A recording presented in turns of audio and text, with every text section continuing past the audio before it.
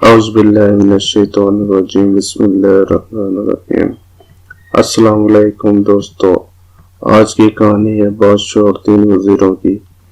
एक दिन बादशाह ने अपने 3 वज़ीरों को दरबार में बुलाया और तीनों को हुक्म दिया कि तीनों एक एक थैला लेकर बाग में दाखिल हों और वहां से बादशाह के लिए मुख्तलिफ अच्छे अच्छे फल जमा करें। वज़ीरा बादशाह के इस अजीब हुक्म पर हैरान रह गए और तीनों एक एक थैला पकड़कर अलग अलग बाग में दाखिल हो गए। पहले वजीर ने कोशिश की कि बादशाह के लिए उसकी पसंद के मजेदार और ताज़ा फल जमा करे।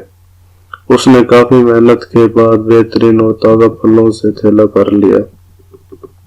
दूसरे वजीर ने ख्याल किया कि बादशाह एक एक फल का खुद तो जायजा नहीं लेगा कि कैसा है और ना ही फलों में फर्क देखेगा, इसलिए उसने बगैर देखे फर्क देखे जल्दी हर किस्म के ताजा और कच्चे और गले सड़े फलों से अपना थैला भर लिया।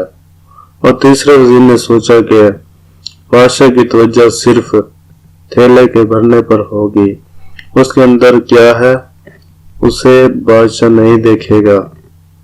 यही सोचकर वजीर थैले में घास फूस और पत्थर भर लेता है और मेहनत से बच जाता है और वक्त भी बचा लेता है। दूसरे दिन बादशाह तीनों वज़ीरों को अपने थैलों समेत दरबार में हाजिर होने का हुक्म देता है। जब तीनों दरबार में हाजिर होते हैं तो बादशाह ने थैला खोल कर भी ना देखा और हुक्म दिया कि तीनों को उनके थैलों समेत 1 माह के लिए दूर दराज जेल में कैद कर दो। अब इस दूर दराज जेल में तीनों के पास खाने पीने के लिए कुछ भी नहीं था सवाए इस थैले के जो उन्होंने जमा किया था। अब पहला वजीर जिसने अच्छे अच्छे फल चुनकर जमा किए थे वो मजे से अपने इन्हीं फलों पर गुजारा कर रहा था, यहाँ तक कि 1 माह बआसानी गुजर गया। और दूसरा वजीर जिसने बगैर देखे ताज़ा खराब तमाम फल जमा किए थे उसके लिए बड़ी मुश्किल पेश आई। कुछ दिन तो ताज़ा फल खा लिए लेकिन फिर कच्चे और गले सड़े फल खाने पड़े, जिससे वो बहुत ज्यादा बीमार हो गया और उसे बहुत तकलीफ उठानी पड़ी। और तीसरा वजीर जिसने अपने थैले में सिर्फ घास फूस ही जमा किया था वो कुछ दिन बाद ही भूख से मर गया क्योंकि उसके पास खाने को कुछ न था। अब आप अपने आप से पूछिए, आप क्या जमा कर रहे हैं?